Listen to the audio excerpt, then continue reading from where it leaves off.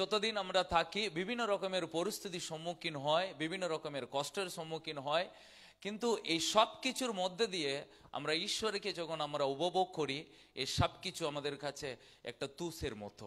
Amen.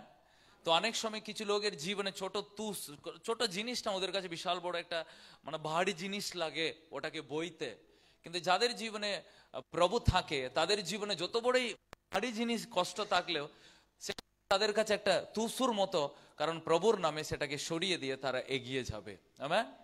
কেন এটা কি করে সম্ভব? কারণ শাস্ত্রতে লেখা আছে, আমরা যখন স্বর্গীয় বিষয়ে মনোযোগী হব, স্বর্গীয় বিষয়ে যখন আমরা মনোযোগী হব, তখন এই পার্থিব বিষয়টা আমাদেরকে বেশি কষ্ট দিতে পারবে না। আমেন। কিন্তু মানুষ যখন স্বর্গীয় বিষয়ে মনোযোগী না দিয়ে ঈশ্বরের সম্পর্কে বিষয়ে না ভেবে নিজের সম্পর্কে যখন বেশি ভাববে, তখন ওর জীবনটা খুবই কঠিন হয়ে থাকে। তখন ওই জীবনের পথে চলতে তার অনেক ছোট্ট ছোট বাধাও মনে হচ্ছে বিশাল বড় বাধা। আপনি জানেন যিশু কত বড় কষ্টের সম্মুখীন হয়েছে, হয়নি? আজকে আপনি যদি মনে করেন আমার কষ্ট সবচেয়ে বড় কষ্ট, না, যিশু সবচেয়ে বড় কষ্টের সম্মুখীন হয়েছেন। কেন? বাবাকে হারিয়ে ফেলেছেন ছোট বয়সে। তার পরিবার লোক তাকে পাগল বলতো, কারণ তিনি অশুভ শক্তিকে তাড়াতেন বলতে। পরিষীরা তাকে ঘৃণা করত, গ্রামের লোকে তাকে অগ্রাহ্য করত। আর যারা মন্দিরের নেতারা যিশুকে বলেছিল একে আমরা ক্রুশে দেব, পাথর ছুঁড়ে মারবো, পাহাড় থেকে ফেলে দেব, বিভিন্ন রকমের গালাগালি, বিভিন্ন রকমের অপমান করা হয়েছিল। কিন্তু তার মাঝেও যিশু কোথাও একটা জায়গাতেও বিষণ্ণতায় নিরাশার মতো তিনি থাকেনি। কেন জানে? তার কারণ বাইবেলে একটা কথা লেখা আছে, যিশুর মূল উদ্দেশ্য তার পিতা যে উদ্দেশ্যে পাঠিয়েছেন সেটাকে পূর্ণ করার কাজে তিনি ব্যস্ত ছিলেন। আমেন। আজকে এই মণ্ডলী যে প্রভু দিয়েছেন, এই মণ্ডলী হচ্ছে ঈশ্বরের একটা পরিকল্পনা, আমার পরিকল্পনা নাই, আপনার পরিকল্পনা নাই। আজকে যে ভবনে আজকে আমরা বসে আছি, এটা একটা ঈশ্বরের বাস করার একটা পবিত্র স্থান, সেখানে প্রভু থাকে। তো আজকে আমার প্রচার হলো যে মণ্ডলী কি উদ্দেশ্যে প্রভু নির্মাণ করেছেন। মণ্ডলী মানে আপনি কি বুঝেন? হাতের তৈরি কোনো বিল্ডিং নাই, যেখানে ঈশ্বরের সন্তানেরা একসাথে মিলে বিভিন্ন জাত, বিভিন্ন গোষ্ঠী, বিভিন্ন ধরনের, বিভিন্ন রং, বিভিন্ন মানুষ সেখানে একত্রিত হয়ে একটা ঈশ্বরের আরাধনা করে, সেটা হচ্ছে মণ্ডলী। সেখানে কোনো জাত দেখা হয় না, সেখানে কোনো রং দেখা হয় না, সেখানে কোনো উঁচু নিচু পরিস্থিতি থাকে না, ওখানে কোনো রকমের জিনিস থাকে না। সেটা এই জগতের মধ্যে লোক দেখে, ওটা এমন একটা জায়গা, ওখানে সব কালচার একটা জায়গায় থাকে, সব ভাষার মানুষ একটা জায়গায় থাকে, সব ধরনের জাতের মানুষ একটা জায়গা থাকে, ওটা শুধু একটা জায়গায় থাকে, ওটা যীশু খ্রিস্টের মণ্ডলীতে। আমেন। আজকে আপনি এমন এমন মন্দির যাবেন, ওই জাতের লোকটাই ওই মন্দিরে যেতে পারে। আপনি এমন এমন জায়গা আছে, ওই জায়গায় ওই গ্রামের লোকটাই ঢুকতে পারে, পাশের গ্রাম ঢুকতে পারে না। কিন্তু চার্চ এমন একটা চার্চ, ওটা যে কোনো গোষ্ঠী, যে কোনো জাত, যে কোনো ভাষা, যে কোনো ব্যক্তি ওখানে ঢুকে দু হাত তুলে আরাধনা করতে পারে। কারণ মণ্ডলী একটাই জায়গা যেখানে প্রভু তার নিজের বাসস্থান বানাবার জন্য তৈরি করেছেন। হালেলুয়া। তো আজকে আপনি এই মণ্ডলীতে বসতে পেরেছেন, আজকে আসতে পেরেছেন, আপনারা ধন্য। আমেন। পাশের জনকে বলুন, আপনি ধন্য। আজকে আপনি মণ্ডলী পেয়েছেন, আজকে আপনি ভালো পাস্টর পেয়েছেন, আজকে আপনি ভালো ঈশ্বরের বাক্য শুনছেন। আমি আপনাকে বলতে পারি, আমরা বাইরে অনেক মণ্ডলী দেখছি, অনেক জায়গা দেখছি, তাদের প্রচার শুনছি, তাদের জীবন দেখছি, আপনি অবাক হয়ে যাবেন। মণ্ডলীটা কিরকম চালাচ্ছে লোক মণ্ডলীর ভিতরে। তো আমরা দেখছি 2 সপ্তাহ 3 সপ্তাহ কয়েক বছর ধরে আমি দেখে আসছি, মণ্ডলীর ভিতরে শিবের গান হয়, নাচ হয়। তো আজকে মণ্ডলী যে উদ্দেশ্যে প্রভু নির্মাণ করেছেন, তার রক্ত দিয়েছেন, আজকে সেই মূল্য মণ্ডলীকে দেওয়া হচ্ছে না। মণ্ডলীর ভিতরেই সমস্ত ধরনের সিনেমা গান থেকে শুরু করে যাবতীয় এই জগতের জিনিসটাই মণ্ডলী, কিন্তু মণ্ডলী ওইটা নাই, মণ্ডলী এই জগৎ থেকে একদম আলাদা। আমেন। মণ্ডলী হচ্ছে যেখানে ঈশ্বরের সন্তানরা একটা ঈশ্বরকে নিয়ে ডাকে এবং সে একটা ঈশ্বরের নির্দেশের অনুযায়ী তারা চলে। আমেন। যিশু বলেছিলেন অন্ধকারের সঙ্গে আলোর কোনো সম্পর্ক নাই। মন্দিরের সঙ্গে অশুভ শক্তির মন্দিরের কোনো সম্পর্ক নাই। ঈশ্বরের মন্দির একটা পবিত্র বাসস্থান। কি উদ্দেশ্যে ঈশ্বরের সে মণ্ডলীটা করেছেন? সো মণ্ডলী যেখানে বিভিন্ন জাতের মানুষ একসাথে বসে তার একজন জীবন্ত ঈশ্বরকে আরাধনা করে, আমেন। সেখানে সর্বদাই একই লক্ষ্য, একই চিন্তা থাকে। যখন নোহ একটা বড় জাহাজ তৈরি করেছিলেন, পুরাতন নিয়মে একটা বড় জাহাজ তৈরি করেছিলেন, প্রভু নোহকে বলেছিলেন বিশাল বড় বৃষ্টি হবে, জল প্লাবন হবে, সব আমি বিনাশ করব। নোহ, তুমি একটা জাহাজ তৈরি করো, ওই জাহাজের মধ্যে সমস্ত লোকদেরকে তুমি ডেকে নাও, যারা ওই জাহাজে ঢুকবে তারা শুধু নিরাপদে থাকবে, বাকি সবাইকে আমি নষ্ট করে দেব। তো নোহ জাহাজ তৈরি করলেন এবং সাথে সাথে শুধু সমস্ত গ্রাম এলাকাগুলো তিনি প্রচার করলেন। তিনি সবাইকে বললেন বৃষ্টি হবে, বন্যা হবে, লোক মরবে, তোমরা সবাই এসো, আমি একটা বড় নৌকা তৈরি করেছি, নৌকাতে বিশ্বরে বসে থাকো, সবাই এসো, নিরাপদ জায়গা। কিন্তু কেউ নোহর কথা শুনেনি, কেউ নোহর কথা খান দিনি, সবাই তাকে ডাটা উপহাস করেছে, তাকে এর কি করেছে, তার সঙ্গে অনেক খারাপ ব্যবহার করেছে। একজনই নোহ হাতের তৈরি জাহাজে ঢুকে নেই। কারা ঢুকেছিল জানেন ওই জাহাজের ভিতরে? নোহের পরিবার। শুধু নোহের পরিবার ছিল, পৃথিবীতে বিভিন্ন জাত পশু পাখিরা। আজকে প্রভুকে ধন্যবাদ দিই, আজকে পৃথিবীতে বিভিন্ন ধরনের পশু পাখি আছে। এই পশু পাখিগুলোকে রক্ষা করা হয়েছিল নোহর সময়, সদা প্রভু রক্ষা করেছেন। মানুষগুলোকে শেষ করেছে, কেন তারা কথা শুনেনি। সো ওই জাহাজের ভিতরে 40 দিন 40 রাত এমন বৃষ্টি হয়েছে, গোটা পৃথিবী উঁচু উঁচু পাহাড়ও ডুবে গেছে। শুনবেন, মনে রাখো, শেষ দিন আসছে ওরকম পরিস্থিতি, উচ্চ উচ্চ পাহাড় ডুবে গেছে, ওখানে মানুষ জীবন্ত কোনো জিনিস নাই, সব মরে গেছে। কোনো গাছপালা, কোনো জীবন্ত জিনিস, কোনো কিছু সব মরে গেছে। 40 দিনের পরে প্রভু বলেছে চলো, এবার সব শুকিয়ে গেছে, নোহ তুমি এখন বেরিয়ে যাও। এবার নোহকে জানতে হবে বাইরে জমিটা শুকিয়েছে নাকি, কারণ সব কোনো জানালা নাই, মানে কোনো উইন্ডো নাই জাহাজে, মাত্র একটাই জানালা ছিল, একটাই জানালা ওই সামনে দিকে। ওই জানালা দিকে সব সময় নোহ আর যত লোক যত পশু আলো বলতে ওইটাই, কারণ উপরে কোনো কাজ নাই যে উপরে দিকে জল পড়ে যাবে, লিক হয়ে যাবে, জল ঢুকে যাবে, শুধু একটা জানালা করা ছিল। ভালো করে পড়বে না আদি পুস্তক।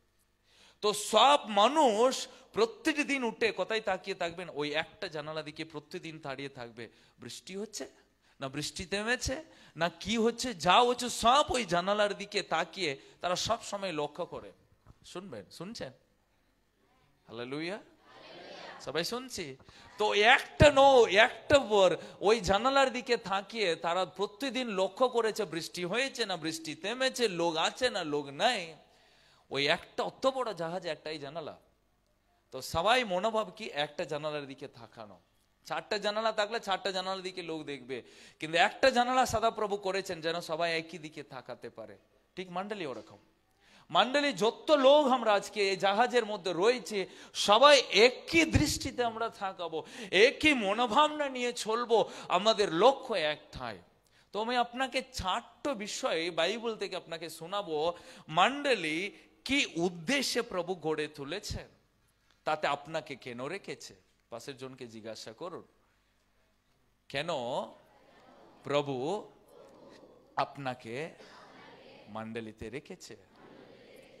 আপনি কি জানেন? দুজনে প্রশ্ন করলো, উত্তর কে দেবে? হ্যাঁ, তো প্রভু বলুন, প্রভু আপনাকে মণ্ডলীতে রেখেছে, তার একটা কারণ আছে, শুনবো সেই কারণ। ওকে, নাম্বার 1, কেন প্রভু মণ্ডলীটাকে তৈরি করেছেন? শুনুন, ঈশ্বরের বাসস্থান যখন প্রভু এই পৃথিবীতে মানুষের সঙ্গে বাস করতে চাইলেন, বাইবেলে 2টো ভাগ রয়েছে, একটা হচ্ছে পুরাতন নিয়ম আর একটা হচ্ছে নতুন নিয়ম। সো পুরাতন নিয়ম যীশু খ্রিস্টের আগে যা কিছু ঘটেছে, পুরাতন নিয়ম সৃষ্টির এবং ঈশ্বরের মনোনীত লোক, প্রভু তাদেরকে পরিচালনা করার বিষয়গুলো আপনি পুরাতন নিয়মে দেখবেন। তো নতুন নিয়মে আপনি দেখবেন যীশু খ্রিস্টের প্রচার, যীশু খ্রিস্টের মণ্ডলী, যীশু খ্রিস্টের 12 জন শিষ্যদের মণ্ডলীটাকে তারা কি করে গড়ে তুলেছে নতুন নিয়মে পাবেন। তো এখানে দু রকমের মণ্ডলীটা আপনি দেখবেন। পুরাতন নিয়মে ঈশ্বর কোথায় বাস করতেন? তিনি মন্দিরে বাস করতেন। কোথায় বাস করতেন? তার জন্য সদাপ্রভু মোশিকে বলেছিলেন, তুমি মরুভূমির মাঝে একটা বড় ঘর বানাও, বড় একটা তাঁবু খাটাও, বড় টেন্ট বানাও, ওই টেন্টে আমি বাস করব। যাত্রা পুস্তক অধ্যায় 25, কেউ একজন তাড়াতাড়ি যাত্রা পুস্তক অধ্যায় 25 8 পদ শুনবো।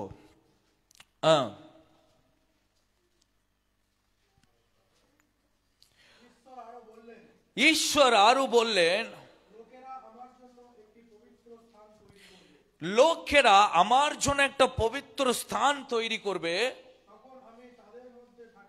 আমি তাদের মধ্যে থাকবো। শুনুন, পুরাতন নিয়মে প্রভু কোথায় বাস করতেন? প্রভু একটা বাসস্থান বানাতে বলতেন। শুনবেন ভালো করে, মন দিয়ে শুনবেন, তাহলেই বুঝবেন মণ্ডলীর উদ্দেশ্য, কেন প্রভু আপনাকে রেখেছে মণ্ডলীতে। প্রভু একটা বাসস্থান নির্মাণ করতে বলেছে মোশিকে। সেই বাসস্থান কিসের বাসস্থান? কে থাকবে? সদা প্রভু ওই ঘরে বাস করবে। কে বাস করবে? প্রভুর একটা বাসস্থান।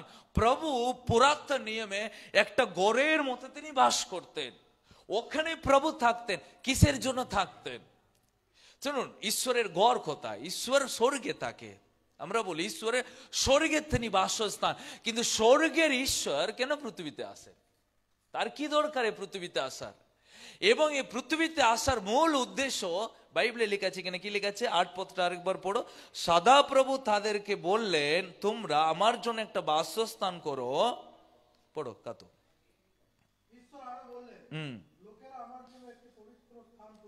হ্যাঁ, আমি তাদের মধ্যে। কিসের জন্য প্রভু বাস করতে চাইলেন মন্দিরে? আমি লোকদের সঙ্গে থাকবো। কাদের সঙ্গে?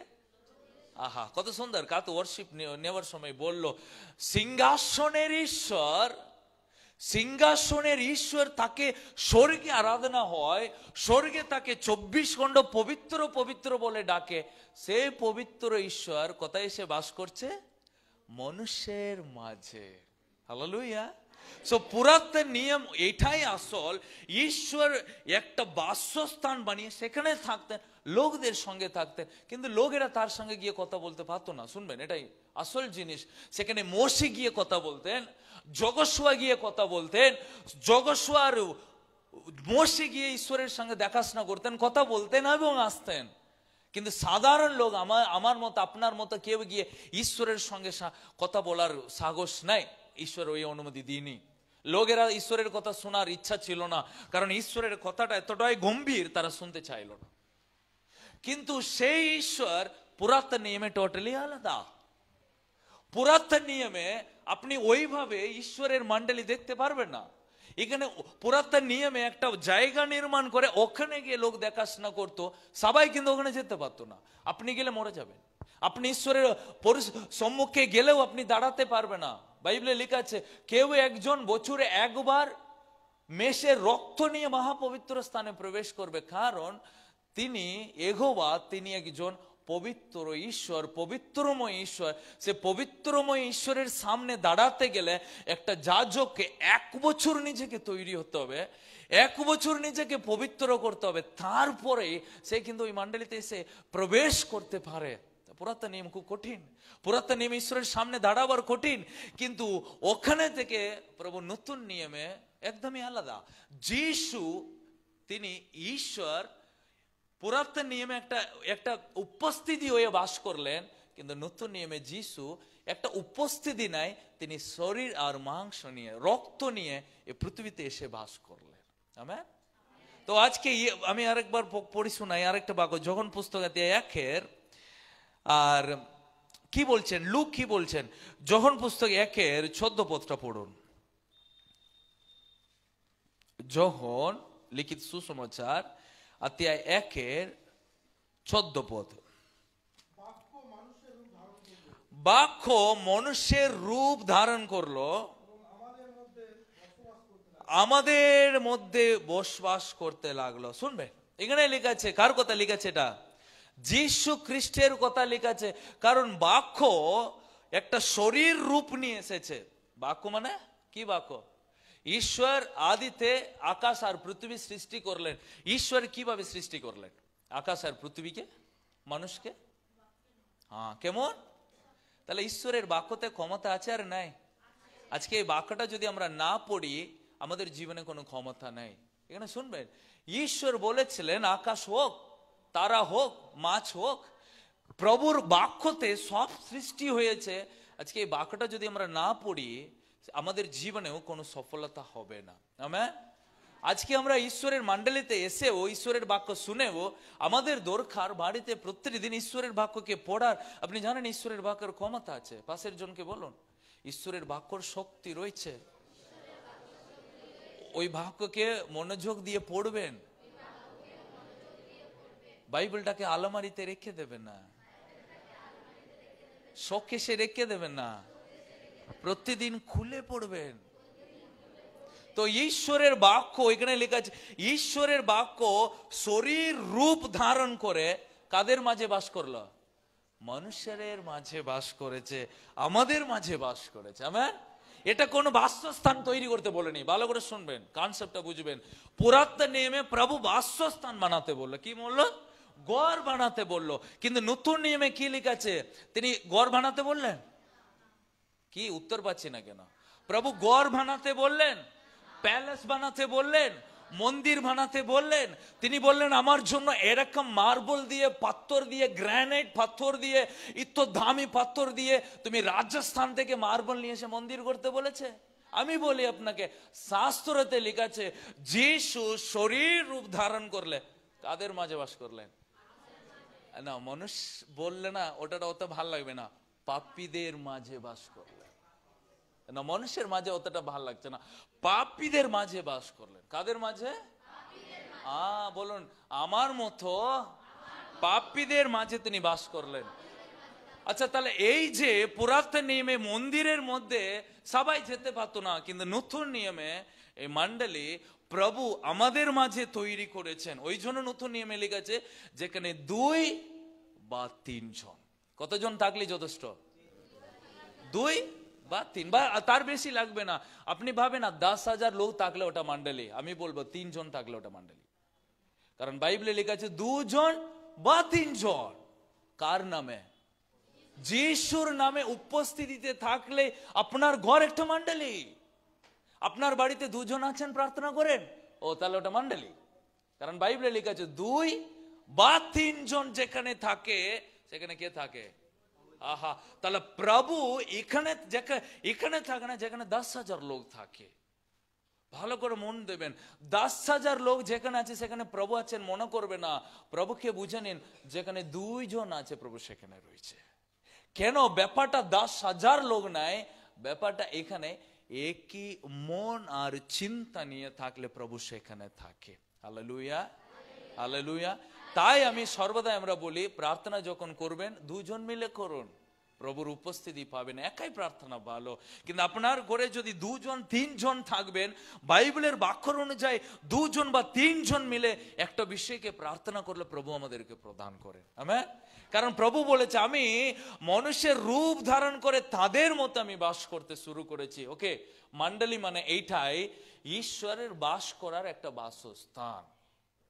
ঈশ্বর পুরাতন নিয়মে একটা ঘরে বাস করতেন, কিন্তু নতুন নিয়মে তিনি ঘরে নাই, বিল্ডিং এ নাই, আমাদের মনে, আমাদের অন্তরে, আমাদের সাথে, আমাদের মধ্যে।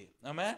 ওই জন্য যিশু বলেছিলেন আমার সঙ্গে যে সংযুক্ত হয়ে থাকবে, তাহলে সংযুক্তের কথা এখানে আসার দরকার নাই।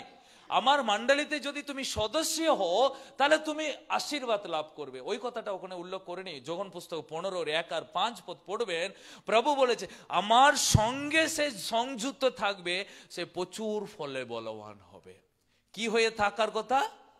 তাহলে এখানে কোনো মণ্ডলীর সদস্য হওয়ার কথা বলছে না। ওকে, আমাকে এই মণ্ডলীর সদস্য হতে হবে, ফর্ম ফিল আপ করতে হবে, ফটো দিতে হবে, ওটা একটা নিয়ম, ওটা একটা জগতের নিয়ম। বাপ্তিস্ম সার্টিফিকেট একটা নিয়ম, কিন্তু আধ্যাত্মিক ক্ষণটা ঈশ্বরের সঙ্গে সংযুক্ত হয়ে থাকার। হালেলুয়া। এই 1000 ওয়াটস লাইট জ্বলছে, কি করে জ্বলছে লাইটটা? একটা তার কারেন্টের সঙ্গে যুক্ত করা আছে, ওই কারেন্ট থেকে আমরা আলো পাচ্ছি। তো এই যে তার, এই কারেন্ট আমাদের জীবনে খুবই গুরুত্বপূর্ণ, যাতে লাইট আমরা দেখতে পাচ্ছি। তো ঈশ্বরের সঙ্গে সংযুক্ত হয়ে থাকতার প্রচুর ফলে আমরা বলবান হবে। পাশের জনকে বলুন, ঈশ্বরের সঙ্গে সংযুক্ত হয়ে থাকুন, তাহলে প্রচুর ফলে বলবান হবেন। বলবান হবেন। আচ্ছা, আপনি বলবানের কথাটাই বলছেন তো, না দুর্বলের কথাই বলছেন?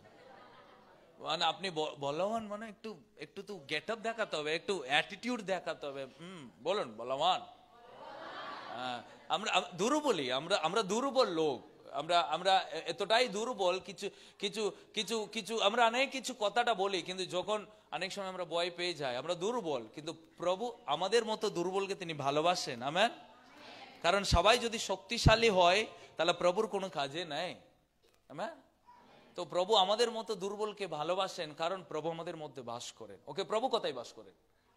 আমাদের মধ্যে। আমরাই তার মণ্ডলী। কজন থাকতে হবে একটা মণ্ডলীতে? 2 বা 3 জন থাকলে। ওকে, আপনার ঘরে যদি 3 জন প্রতিদিন প্রার্থনা করেন, আমি বলবো ওটা মণ্ডলী, ওটা প্রভু বাসস্থান, প্রভু ওখানে থাকে। আপনি ভাবেন না তেলাসীমা বিল্ডিং এ প্রভু এসে থাকবে, অবশ্যই এখানে থাকবে, একসাথে সবাই আছি, কিন্তু আমার ঘরে 3 জন মিলে প্রার্থনা করলে থাকবো। ওকে, নতুন নিয়মে কিন্তু এইটা আমরা পালন করি, প্রত্যেকটা সপ্তাহ সাবাত দিন আমরা পালন করি। তাই রবিবার দিন আমরা মিলিত হই। এই রবিবার দিন আমরা 6টা দিন এই পৃথিবীতে কাজ করি, আমরা খাই, আমরা ঘুমাই, ঘুরে বেড়াই, কিন্তু সপ্তাহ একদিন ঈশ্বরকে দেওয়ার খুবই উচিত, খুবই প্রয়োজন। আমেন। তো কেন একদিন ঈশ্বরকে দিতে হবে? কারণ এটা প্রভুর আদেশ। 6টা দিন ঈশ্বর পৃথিবীকে সৃষ্টি করলেন, বাইবেলে লেখা আছে তিনি 7ম দিন, 7th ডে তিনি বিশ্রাম নিয়েছেন। কি নিয়েছেন? তিনি বিশ্রামের দিনে তিনি কি করেছেন? ওটা আমার দিন, আমার জন্য তোমরা পবিত্র করো। তাই বাইবেলে লেখা আছে 6টা দিন তারা ঈশ্বরের সব কাজ করো পৃথিবীতে, কিন্তু 7ম দিন, 7th ডে সব লোক নিজেকে পবিত্র করো, কোনো কাজ করবে না, বাড়িতে থাকো। কিন্তু নতুন নিয়মে প্রভু বলেনি কাজ করতে যেও না। নতুন নিয়মে প্রভু বলেছে আমার সঙ্গে সর্বদাই যুক্ত হয়, কিন্তু প্রত্যেকটা রবিবার দিন আমাদের ছুটির দিন। আমেন। তো সপ্তাহে একদিন আমরা মণ্ডলী, আমরা এখানে আসি, এখানে প্রার্থনা করি, ঈশ্বরের বাক্য নিয়ে আমরা ব্যাটারি রিচার্জ করে আমরা বাড়ি যাব। আমেন। কারণ সারাটা সপ্তাহ আমাদের ব্যাটারি চলতে গেলে ব্যাটারি তো একটু রিচার্জ করে নিতে হবে। তো তাই আমরা মণ্ডলীতে আসি, আমাদের ব্যাটারিগুলো যেন ফুল হোক। আমেন। সো প্রথম বিষয়, মণ্ডলী ঈশ্বরের একটা বাসস্থান। ওকে, দ্বিতীয় বিষয়, প্রভু এই মণ্ডলী কি উদ্দেশ্যে তিনি বানিয়েছেন শুনবেন। প্রভু এই মণ্ডলীটাকে করার জন্য তিনি তার পবিত্র লৌহ রক্তকে তিনি ঢেলেছেন। আমেন। এই মণ্ডলী কোনো ইট দিয়ে, কোনো সিমেন্ট দিয়ে তৈরি করা হয়নি, এটা যীশু খ্রিস্টের বহুমূল্য রক্ত দিয়ে তৈরি করার। আমেন। তো আজকে প্রত্যেকটি দিন আমরা সবাই তাই যে ঈশ্বরের রক্তটাকে আমরা মূল্য দেবার, কারণ ওই রক্ততে আমি আর আপনি সূচি হয়েছি। পড়ি যোহন পুস্তক, মাতি পুস্তক অধ্যায় 26-28 পদ। মাতি পুস্তক অধ্যায় 26-28 পদ। আমরা মোট দুটো জিনিস দেখব।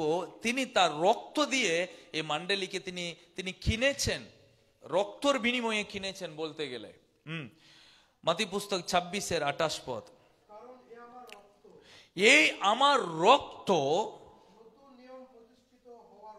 নতুন নিয়ম প্রতিষ্ঠিত হওয়ার রক্ত,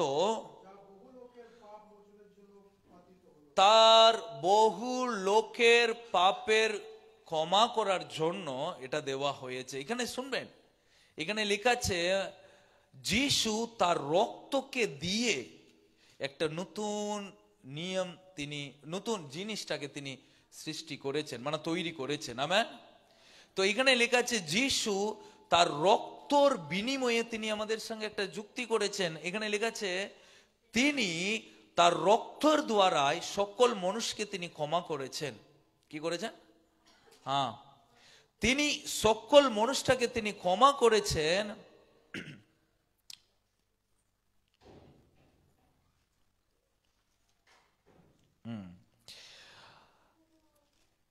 দুটো জিনিস এখানে দেখতে পারবেন, আরেকবার পড়ো, কাতু পড়ো। হ্যাঁ,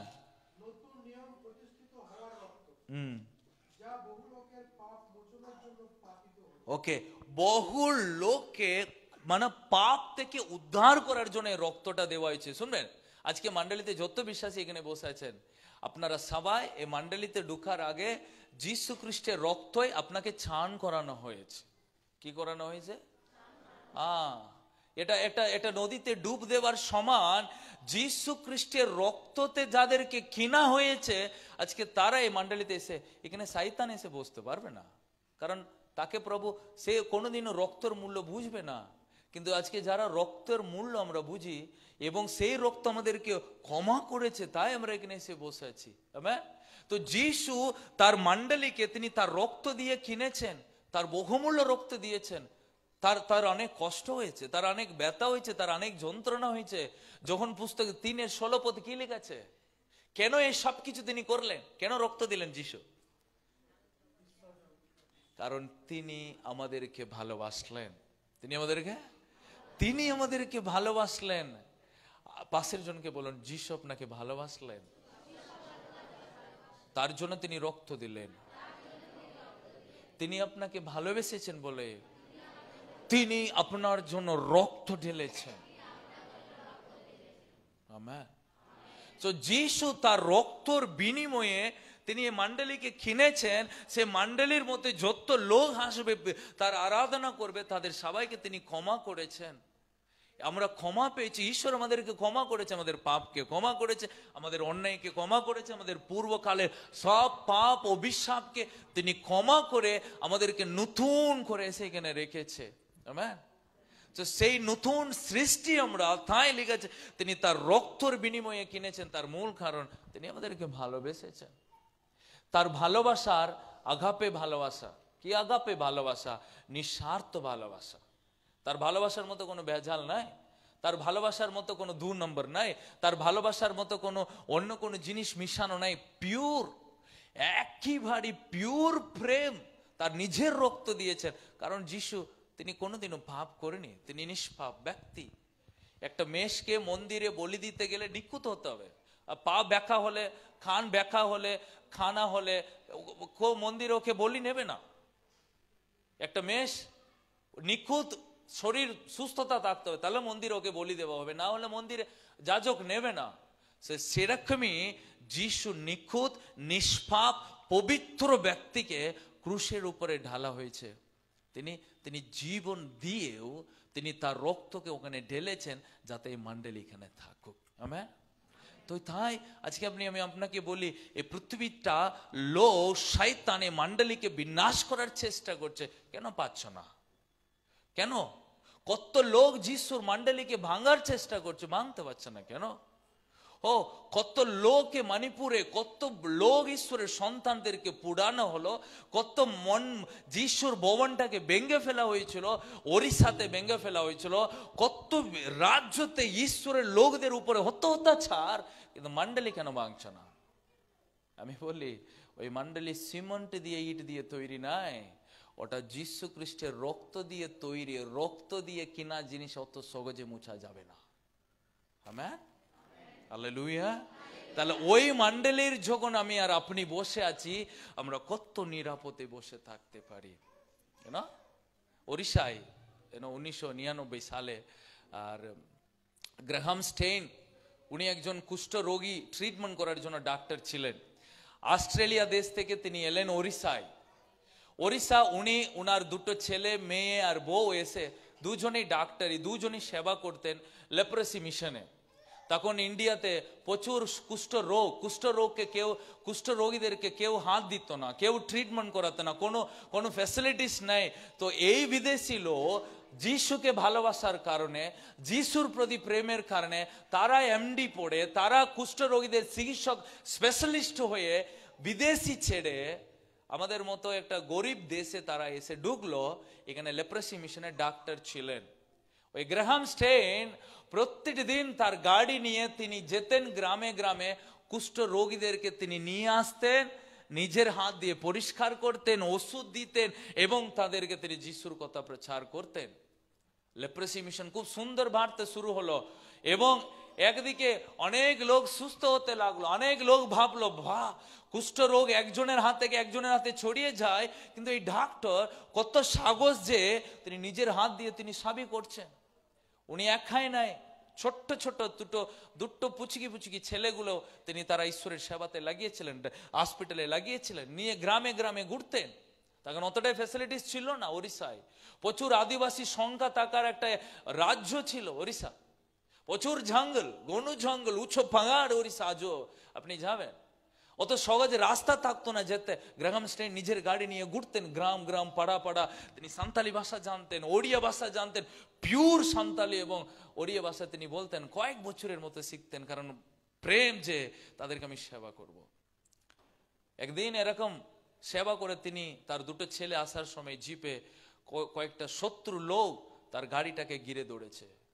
ঘিরে দৌড়ে প্রচুর রাগ তার প্রতি। কেন জানেন? তার সেবা তাদের লাগলো, তাদের ওষুধ তাদের লাগলো, তাদের শিক্ষা তাদের লাগলো, কিন্তু তাদের যিশুর কথা যখন বলেছে তারা পছন্দ করেনি। তারা খুব রেগে গিয়ে তার চালা জিপটাকে দাঁড় করিয়ে তার উপরে তেল ঢেলে ওই আগুন দিয়ে জ্বালিয়ে দিয়েছিল। 1999 সাল গ্রাহাম স্টেইন তার দুটো ছেলেকে জীবন্ত ভাবে ওই জিপের মতো পুড়ানো হয়েছিল আমাদের ভারত দেশে। কারা? যারা যিশুকে পছন্দ করে না, যারা যিশুর কথা শুনতে চায় না, যারা মণ্ডলীকে পছন্দ করে না, যারা ক্রুশকে পছন্দ করে না, যারা যিশুর রক্তকে পছন্দ করে না, ওই তিনজনকে তারা জীবন্ত ভাবে পুড়ালো। গ্রাহাম স্টেইন আর দুটো কচ্ছি বাচ্চা জীবন্ত ভাবে ওখানে পুড়ে মরলো। প্রিয়, সমস্ত দেশে কথা ছড়িয়ে পড়লো।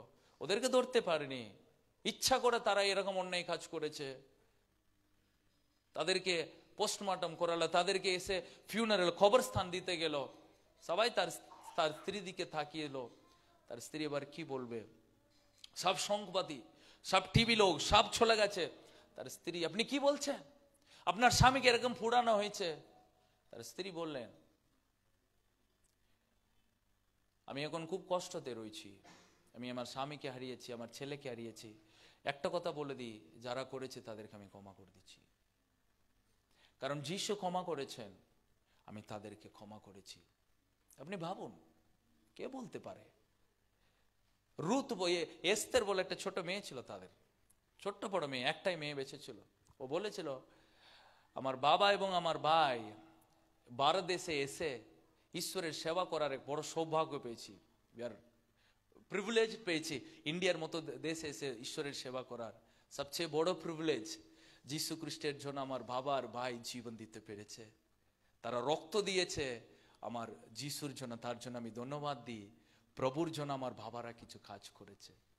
সবাই তার স্ত্রীকে বলেছে, আপনি বাড়ি ছেড়ে চলে যান, আপনার দেশে চলে যান। আমি আপনাকে বলবো, পরে 16 বছর একই ওর সাথে বসে তিনি তার সেবাকে কন্টিনিউ করেছেন। আপনি জানেন, মণ্ডলী ভাঙতে পারেনি।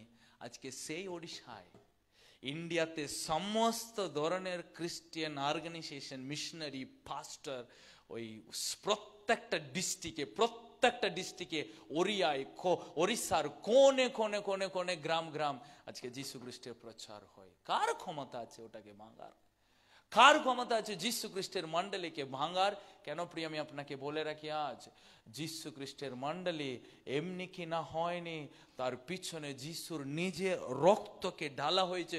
শুধু যিশুর রক্ত হয়নি, অনেক মিশনারিরা নিজের শরীর, নিজের লাইফ, নিজের ছেলে, নিজের ঠেলে দিয়েছে ওখানে। অত সহজ নয় মণ্ডলীকে ভাঙার। শত্রু প্রিয়, আজকে ওই মণ্ডলীতে আমি আর আপনি বসে আছি। আজকে ওই মণ্ডলীর ভিতরে আমরা বসে আছি। ওই মণ্ডলী সাধারণ মণ্ডলী নাই যে যিশু খ্রিস্টের রক্ত দিয়ে সে মণ্ডলী কিনেছে। ওই কথা শুনলাম, ঈশ্বরের জগৎকে তিনি ভালোবাসলেন। কিরকম ভালোবাসলেন? তার রক্ত দিয়ে ভালোবাসলেন। আজকে মিশনারিজ তার রক্ত দিয়ে তারা ভালোবেসেছে। কোথায় ভারী, কোথায় মৃত্যু, কোথায় তাদের জীবন, কোনো অস্তিত্ব নেই তাদের। একটা বড় ইন্দ্রা, একজন বড় পলিটিক্যাল নেতা ছিলেন তখন, 99 সাল। উনি সাংবাদিককে বলেছিলেন, ভারত দেশ সব বাসীকে একটা কথা বলেছিলেন, খ্রিস্টিয়ানদের উপর তোমরা হাত বাড়াবে না, তারা উকুনের মতো, যত মারবে তত বাড়বে। হাততালি দিয়ে প্রভুকে ধন্যবাদ। কাদের মতো তারা? তাদেরকে যত মারবে তারা তত বাড়বে। কেন বাড়বে জানেন? কারণ তাদেরকে রক্ত দিয়ে কিনা হয়েছে। আরেকবার হাততালি দিয়ে যিশুকে ধন্যবাদ দিই। তিনি আমাদেরকে সে রক্ত দিয়ে কিনেছেন। ওকে, 3 নম্বর বিষয় আমরা মনে রাখি এই মণ্ডলীতে কেন আছি। যিশু এই মণ্ডলীটাকে এই কারণে তৈরি করেছেন যেন আমরা এই জগৎকে আলো দেখাতে পারি। কি দেখাতে পারি? যখন পুস্তক 8:12 পদ পড়ুন। যখন পুস্তক 8:12 পদ ভালো করে মনোযোগ দিয়ে বাকি দুটো বিষয়টাকে শুনবেন। যখন 8:12 পদ যিশু বলেছেন, কি বলেছেন?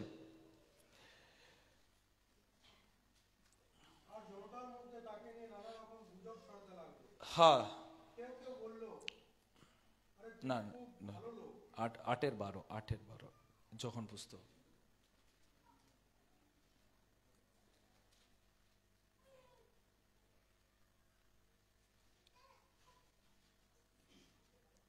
যখন 8:12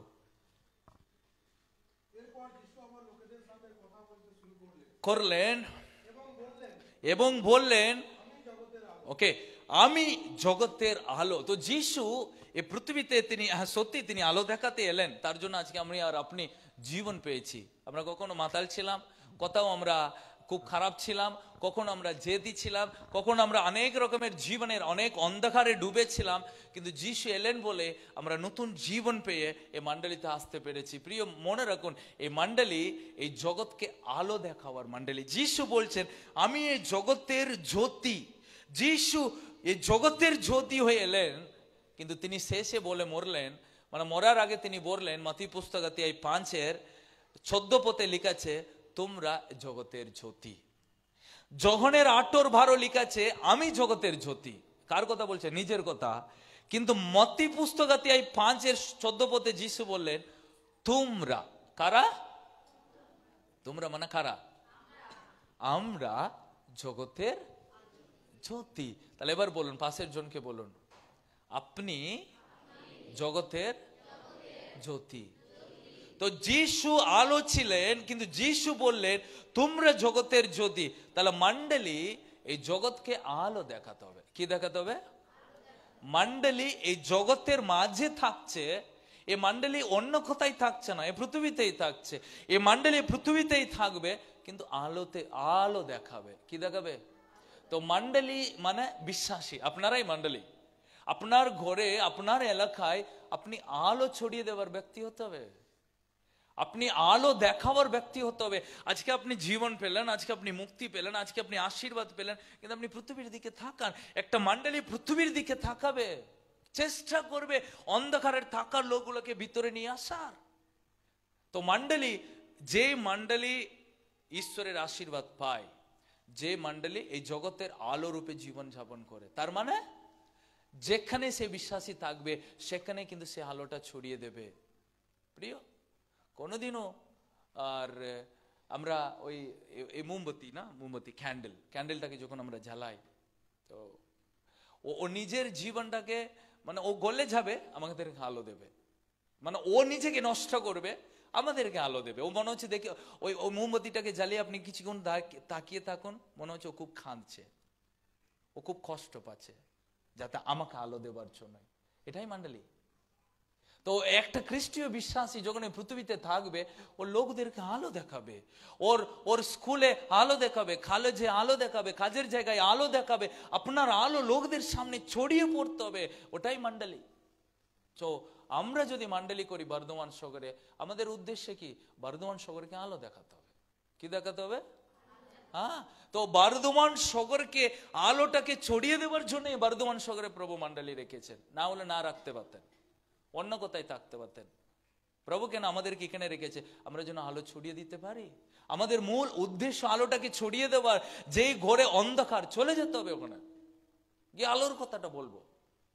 কারণ আমাদের কাছে আছে, আপনি ভাবুন, একটা বড় রোগ, বড় মহামারী রোগ করোনার ওষুধ আপনার হাতে আছে, কিন্তু আপনার হাতে ওষুধ আছে, কিন্তু আপনি লোকদেরকে দিলেন না। আপনার সামনে করোনা লোক আক্রান্ত হয়ে মরছে, কে দোষী হবে? আপনার হাতে করোনাটাকে ঠিক করার ওষুধ আছে, কিন্তু আপনার সামনে লোক করোনার রোগে আক্রান্ত হয়ে মরছে, যদি ওই ওষুধ যদি আমি না দিই তাহলে লোক মরবে না? তাহলে আজকে আপনার কাছে ওষুধ আছে, যে ওষুধের দ্বারা লোকদের জীবন ঠিক হবে, হবে না? তাদের চোখের জল মুছা যাবে, হবে?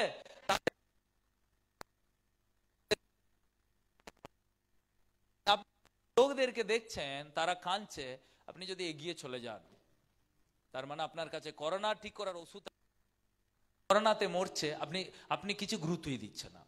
দোষী কে হবে?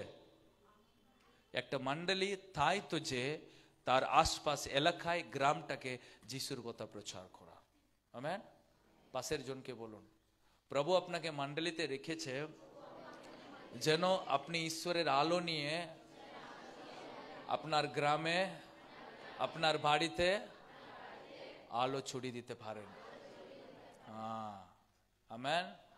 তো যখন আমরা আলো ছড়াবো, লোক আমাদেরকে দেখবে, আমাদের কাছে আসবে। যখন একটা লাইট পোকা একটা আকর্ষণীয় জিনিস, সবাই তার কাছে যাবে। একটা লাইট জ্বালালে অনেক পোকা লাইটের কাছে আসবে। ঠিক আপনি যদি জ্বললে আপনার কাছে লোক আসবে, লোক আপনার কাছে এসে শুনবে। তো তাই আপনি জ্বলতে হবে আপনার জীবনে। ঈশ্বরের বাক্য, ঈশ্বরের প্রার্থনা আপনি লোকদের সামনে এমন জ্বলতে হবে যেন লোক আপনাদের কাছে আসুক। আপনার কাছে এসে লোক কথা বলতে ইচ্ছা করতে হবে। লোক জেনে ওর কাছে গিয়ে কথা বলবো, ও সব সময় দুঃখের কথা বলে, সব সময় নিজের কষ্টের কথা বলে। প্রিয় আজকে মণ্ডলী, কত বিশ্বাসী আপনি? আপনার আশপাশ লোকদেরকে ভালো কথা বলেন, আপনার কথা শোনার জন্য লোক ছুটে আসে। যদি মনে করেন আপনার কাছে লোক আসে, আমি বলবো আপনি জ্বলছেন।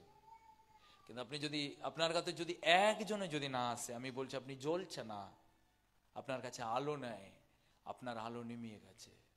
সে আলো নিমানো জিনিস কোনো কাজে লাগবে না। প্রভু বলেছে যদি কোনো নুন যদি কাজে না লাগে, ওটাকে রাস্তাতে ফেলে দাও, ওটা অকেজি জিনিস, ওটা কোনো কাজে লাগানো যাবে না। কিন্তু প্রিয়, আমরা ঈশ্বরের আলো, রোশনি, আলো দেখাবো যেন লোক আমাদেরকে দেখুক, আমাদের কাছে আসুক। আমেন। আপনি যেখানে থাকুন, যেই জায়গায় যান, আলো ছড়িয়ে দিন। যিশু মণ্ডলীকে তৈরি করেছেন যেন এই জগৎকে আলো দেখাতে পারে। 4 নম্বর বিষয়, সবচেয়ে বেশি মণ্ডলীকে প্রভু করেছেন যেন ঈশ্বরের আগমনের জন্য তৈরি হতে পারে। প্রভু একবার এসেছিলেন, তিনি মানুষকে উদ্ধার করতে স্বর্গে গেলেন, তিনি আবার আসবেন কিসের জন্য? তার মণ্ডলীকে নেওয়ার জন্য। কাকে নেওয়ার জন্য? প্রভু এসে বলবে না ওই ট্রু লাইট হারভেস্টার্স গুলো আমার কাছে এসো, ওই মণ্ডলীগুলো আমার কাছে এসো। প্রভু নাম ধরে ডাকবে না, যারা তার রক্ততে সূচি হয়েছে তাদেরকে নিতে আসবে। প্রভু ট্রু লাইট হারভেস্টার চার্চকে তুলতে আসবে না। ওরা এই মণ্ডলী বিশ্বাসীগুলো চলে এসে আমি নিয়ে যাবো, না না। তো প্রভু যারা এই পৃথিবীতে তার রক্তর দ্বারা ক্ষমা পেয়ে, জীবন পেয়ে, আলো পেয়েছে, প্রভু তাদেরকে নিতে আসবে। তাহলে একটা মণ্ডলী দুটো জিনিস করবে, নিজে তৈরি হবে এবং অন্যকে তৈরি করবে। মণ্ডলী দুটো কাজ করবে, প্রথম নিজেকে তৈরি করবে এবং অন্যকেও তৈরি করাবে। নিজে তৈরি হবে মানে ওকে আমি নিজে তৈরি হচ্ছি তো এখানে প্রভুর বাক্য শুনছি, আমি প্রার্থনা করছি, বিভিন্ন বিষয়ে আমি অংশগ্রহণ করছি, তো আমি প্রভুকে গ্রহণ করছি, শিখছি, কিন্তু আমি অন্যকেও তৈরি করতে হবে। এটা আমার নাই, আমি আমি আমি ঠিক আছি, আমি প্রার্থনা করছি নাই। একটা মণ্ডলী দুটো কাজে ব্যস্ত থাকবে, দুদিকে ব্যস্ত, নিজেকে তৈরি করবে, অন্যজনকে তৈরি করাবে। আপনি জানেন শয়তান কেমন কাজ করে? প্রকাশিত বাক্য, একবারে বাক্যটা পড়ি, অধ্যায়, প্রকাশিত বাক্য অধ্যায়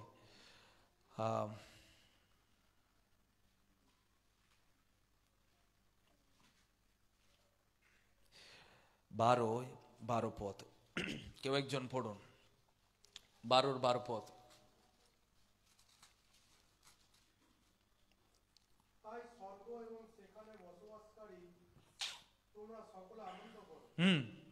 কিন্তু পৃথিবী ও সমুদ্রের কি দুর্দশায় না হবে। কারণ দিয়াবল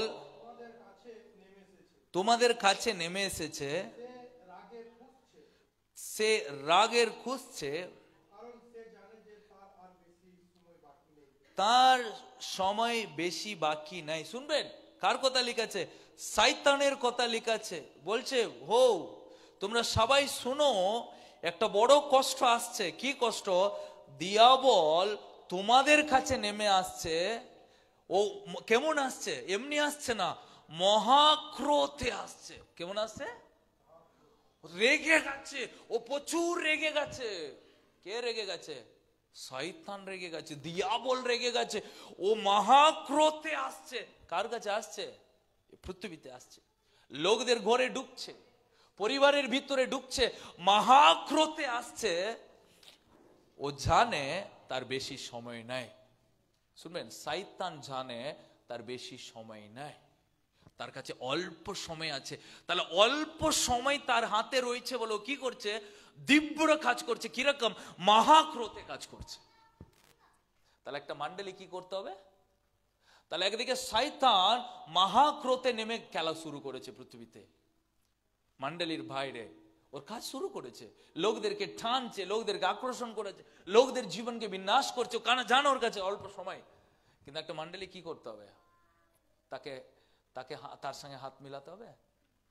যদি শয়তান যদি জানে আমার সময় কম, তাহলে মণ্ডলী জানতে হবে আমার বেশি সময় নাই, আমাকেও মহাক্রোধেও কাজ করছে, আমি মানে একটু ফাস্টে আমাকেও কাজ করতে হবে। ওকে থামাতে গেলে আমাকে উঠতে হবে, ওকে ঠিক করতে গেলে আপনি ওকে থামাতে পারবে না, কারণ ও রেগে গেছে। ও কি করেছে? ও রেগে গেছে, ও মহাক্রোধে বেরিয়েছে, নেমে পড়েছে, ওর কাছে ও করছে। আপনি গিয়ে এই এই বেরিয়ে যা বলবে না, কিন্তু মণ্ডলী কাজ করতে হবে। লোক রেগে যাবার লোক রেগে যাবে। ও যিশুকে ক্রুশে দেবার লোক আপনাকে ক্রুশে দেবে, যিশুকে গালাগালিজ করার লোক আপনাকে দেবে। ওর কাছে ও করছে। কিন্তু মণ্ডলী কি? মণ্ডলী নিজে তৈরি হবে, অন্যকে তৈরি করার জন্য সর্বদাই ব্যস্ত থাকবে। প্রভু বলেছে শেষ দিন বিশ্বাসীরা ঘুমিয়ে পড়বে। বাইবেলে লেখা আছে 10টা কুমারী ঘুমিয়ে পড়েছিল। কজন ঘুমিয়ে পড়েছিল? 10 জন কুমারী ঘুমিয়ে পড়েছিল। কিন্তু যখন তারা শুনলো বর আসছে, কজন উঠলো? 5 জন বরের সঙ্গে গেল। কিন্তু উঠলো কজন? 10 জনই উঠেছে। মণ্ডলী ঘুমাচ্ছিল, 10 জনই উঠলো। 10টা মণ্ডলী সবাই উঠেছে, কিন্তু গেল কজন? কেন? বাকি মণ্ডলী কি হলো? ঘুমাচ্ছিল, নিজে তৈরি হয়নি। শুনবেন, মণ্ডলী ঠিক তেমনি কিছু লোক ঘুমাচ্ছে। বিশ্বাসীরা কেন ঘুমাচ্ছে? কারণ তৈরি হচ্ছে না, তৈরি করাচ্ছে না।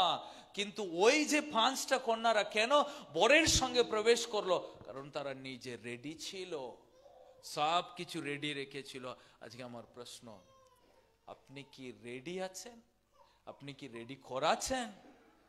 এ দুটো প্রশ্ন নিয়ে যাবেন আজকে। মণ্ডলী ঈশ্বরের আগমনের জন্য তৈরি হতে হবে। আমি আপনাকে বলবো না এবছরে এই বিনাশ হবে, এই ক্ষতি হবে, কিন্তু একটা খ্রিস্টীয় বিশ্বাসীর মণ্ডলী দুটো জিনিসটাকে সর্বদাই গুরুত্ব দেবে। নিজে তৈরি হবে, তৈরি করাবে। কারণ শয়তান তৈরি করছে তার সন্তানদেরকে, প্রচুর তৈরি করেছে। আপনি বাইরে গিয়ে দেখুন, শয়তান মহাক্রোধে উঠে সবাইকে তৈরি করছে। কিন্তু আমরাও লোকদেরকে তৈরি করতে হবে। আমরাও তাদেরকে টানতে হবে। কোথায় টানবো? মণ্ডলীতে। আমরাও তাদেরকে নিয়ে আসতে হবে প্রভুর ভবনে। আমরাও তাদেরকে টেনে নিয়ে আসতে হবে নরকের মুখ থেকে। একজন ঈশ্বরের দাস বলেছে, আমার ইচ্ছা নরকের দরজার সামনে একটা উদ্ধারের ক্যাম্প খোলার। কোথায়? নরকের দরজার সামনে একটা উদ্ধারের ক্যাম্প খুলবো। ওই ক্যাম্পের সামনে দাঁড়িয়ে যতজন ঢুকছে সবাইকে আটকাবো। স্বর্গে যাবে না, নরকে যাবে না, ওখানে প্রচুর যন্ত্রণা রয়েছে। স্বর্গে যাও, ওখানে আমি যিশুর প্রচার করে করে আমি দাঁড়াবো। একটা জায়গা যিশু ঢুকতে পারে না, নরকে যিশু কোনোদিনও ঢুকতে পারে না। বাকি সব জায়গায় যিশু ঢুকতে পারে, সব জায়গায় যিশু প্রবেশ করার অধিকার আছে। একটা জায়গায় যিশুর পারমিশন নাই, অধিকার নাই, নরকের ভিতরে ঢোকার। যদি ওখানে আমি আর আপনি ঢুকে যাই, তাহলে সেখানে যিশু আমাকে উদ্ধার করতে পারবে না। সো প্রিয় মণ্ডলী, নিজে তৈরি করবে এবং অন্যকে তৈরি করাবে। যদি আমরা এই বিষয়ে যদি একটু হালকা হয়ে থাকি, তাহলে মণ্ডলী চলতে পারবে না। চারটে বিষয় বলেছিলাম কেন প্রভু মণ্ডলী তৈরি করেছেন, তার বাসস্থান হবার জন্যই, এবং তিনি তার মণ্ডলীকে তার রক্তর বিনিময়ে কিনেছেন, এবং সেই মণ্ডলী এই জগতের আলো রূপে থাকার জন্য মনোনীত করেছেন, এবং সেই মণ্ডলী ঈশ্বরের আগমনের জন্য তৈরি হবার জন্য তিনি করেছেন। আজকে এই মণ্ডলী আমরা জেগে উঠব, ঈশ্বরের জন্য আলোকিত হব, শত্রুকে জয় করব, ঈশ্বরের রাজ্যকে আমরা নির্মাণ করব। আরেকবার বলি, শুনবেন, প্রভু মণ্ডলীকে বলছেন তোমরা উঠো, তোমরা দীপ্তিমতী হোক, ঈশ্বরের জন্য দীপ্তিমতী হোক, শত্রুকে জয় করো, ঈশ্বরের রাজ্যকে নির্মাণ করো। চোখ বন্ধ করে প্রার্থনা করি। পবিত্র আত্মা, ধন্যবাদ প্রভু, যে উদ্দেশ্যে তুমি মণ্ডলী স্থাপন করেছো তার জন্য। একটা মণ্ডলী প্রভু তোমার বাসস্থান, আমাদের মধ্যে তুমি বাস করার একটা স্থান প্রভু। একটা মণ্ডলী ঈশ্বরের রক্তর বিনিময়ে কিনা প্রভু, তুমি আমাদেরকে কিনেছো। একটা মণ্ডলী এই জগতের আলো রূপে থাকবে, একটা মণ্ডলী ঈশ্বরের আগমনের জন্য তৈরি হবে। প্রভু তুমি আমাদেরকে তৈরি করো, আমরাও যেন অন্যকে তৈরি করতে পারি। প্রভু আমাদের মণ্ডলী, প্রভু তুমি যেই ছোট্ট বিষয়ে আমাদেরকে বলেছো সেইভাবে আমাদের মণ্ডলীকে আরো গড়ে তোলো, আরো আধ্যাত্মিক জীবনে গড়ে তোলো। তোমার সঙ্গে সংযুক্ত হয়ে প্রচুর ফলে বলবান হতে তুমি সাহায্য করো, তাদেরকে অনুগ্রহ প্রদান করো, আরো তৈরি করো, আরো শক্ত করো, আরো মজবুত করো, আরো তোমার আত্মা দিয়ে তুমি ভরে দাও, আরো তোমার শক্তি দিয়ে তুমি ভরে দাও। বিচলিত হতে দিও না, শত্রুকে চিনতে সাহায্য করো, শত্রুকে জয় করতে সাহায্য করো, শত্রুর সমস্ত পরিকল্পনার বিরুদ্ধে প্রার্থনা করতে প্রভু তুমি সাহায্য করো। আধ্যাত্মিক চোখকে তুমি খুলে দাও, আধ্যাত্মিক চোখকে তুমি খুলে দাও, যেন আধ্যাত্মিক বিষয়টাকে আধ্যাত্মিক রূপে যেন তারা দেখতে পায়, এবং ঈশ্বরের রাজ্যকে নির্মাণ করতে তুমি সাহায্য করো। তাদের হাতকে শক্ত করো, যেন তারা ঈশ্বরের রাজ্যকে প্রভু ক্লান্ত যেন নির্মাণ করতে ক্লান্ত যেন না হয়। ও প্রভু দীপ্তিমতী হয়ে থাকতে সাহায্য করো। যীশু খ্রিস্টের পবিত্র নামে এই প্রার্থনা আমরা চাই। Amen, amen. God bless you.